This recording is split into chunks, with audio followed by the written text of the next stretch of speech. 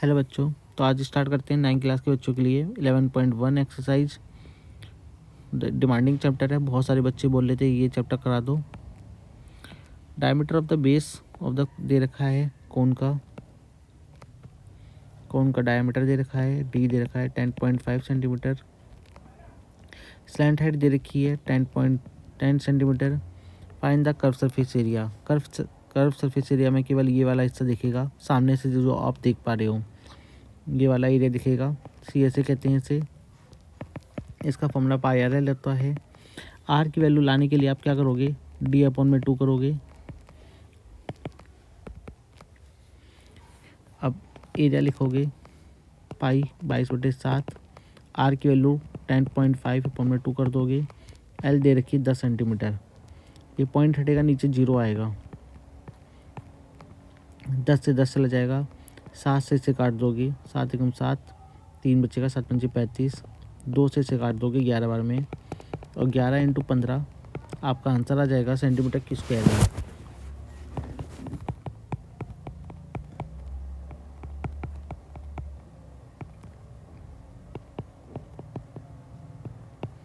Centimetre square हमारा answer आ गया। इस प्रकार से आपका पहला सवाल होगा, उतार लो।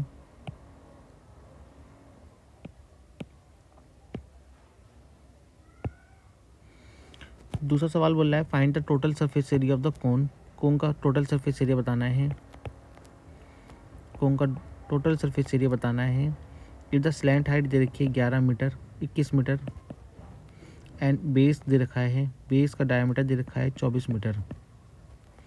रेडियस लेके आओगे, डी अपॉन में 2 करोगे, रेडियस आपके पास आ जाएगी 12 मीटर।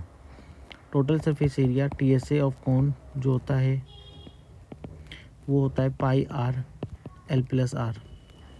यानी कि फॉर्मूला बनता है कैसे, ये समझ लो।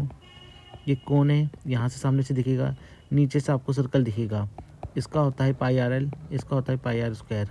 दोनों को जब आपने जोड़ा तो पाई आर आपको कॉमन मिल गया, इधर से बचेगी एल, इससे बचेगी आर।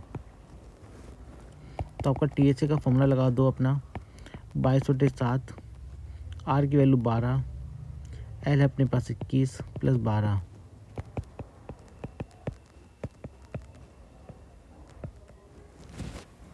33 सेंटीमीटर हो जाएगा। और आप इसकी इंटू कर लो, इंटू करके 7 से डिवाइड कर दो, आपका आंसर आ जाएगा मीटर स्क्वायर में।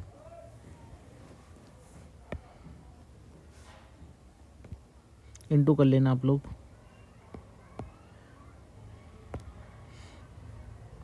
तीसरा सवाल बोल रहा है curve surface area of the cone इतना दे रखा है, यानी कि हमें सी एस ए दे रखा है। तीसरे सवाल में सी एस ए हमें गिवन है 308 centimetre square. It's slant height दे रखी है, एल दे रखी है 14 सेंटीमीटर। बच्चों, स्लैंट हाइट और हाइट में डिफरेंस होता है। स्लैंट हाइट कोन की ये वाली एल, ये जो दिख रही है एल, इसे कहते हैं, और कोन की हाइट जो होती है वो ये होती है, बिल्कुल बीचों बीच से जाती है 14 centimetre. And find the radius of the base, base का रेडियस बताना है, और total surface area T S ए बताना है। सी एस ए का जो फॉर्मूला होता है वो पाई आर एल होता है। इस इक्वेशन में रख देंगे, 308 दे रखा है सी एस ए, 22/7 हमारा पाई आर है। आर की वैल्यू निकालनी है, ये दे रखा है सब 14, 7 से 2 बार में गया, और मुझे चाहिए आर, आर को इधर ही रखूँगा। 308 ये दोनों के दोनों नीचे आएंगे, 22 भी नीचे जाएगा, 2 भी नीचे जाएगा।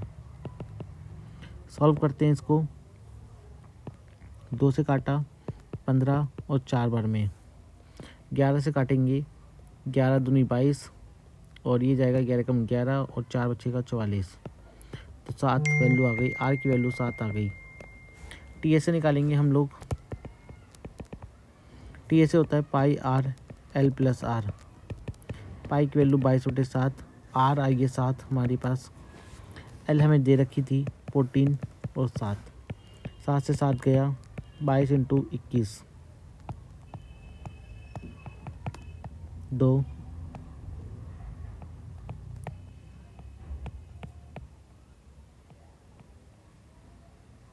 तो ये हमारा आंसर आ जाएगा 462।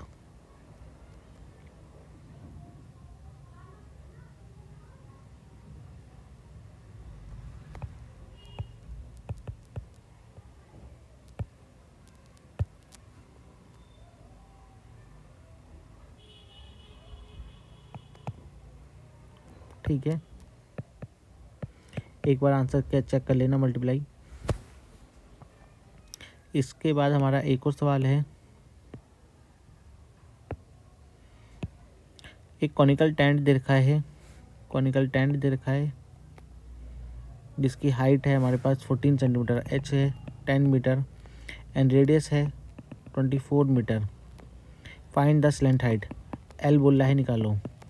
तो बच्चों एल का जो फॉर्मूला होता है अपने पास वो होता है एल का H square plus R square. H है कितनी 10, आर है 24, 100 और ये 576। सॉल्व करोगे 676 आएगा। एल को सॉल्व कर लो,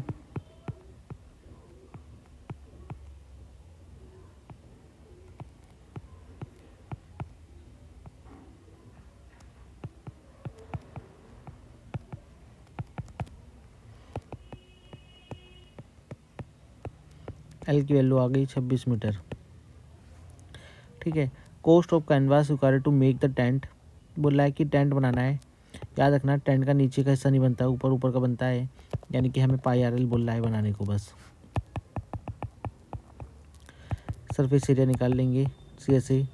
आर वैल्यू कितनी है, आर हमें दे रखी थी रेडियस ऑफ बेस 24 मीटर और एल हमारे पास कितनी है 26 मीटर। 24 जाएगा नहीं, कोई नहीं जाएगा, 7 से डिवाइड कर देना, डिवाइड भी मत करो, ये एरिया हो गया। टोटल कोस्ट बोल रहा है ना, टोटल कोस्ट एरिया में प्राइस की मल्टीप्लाई कर दो।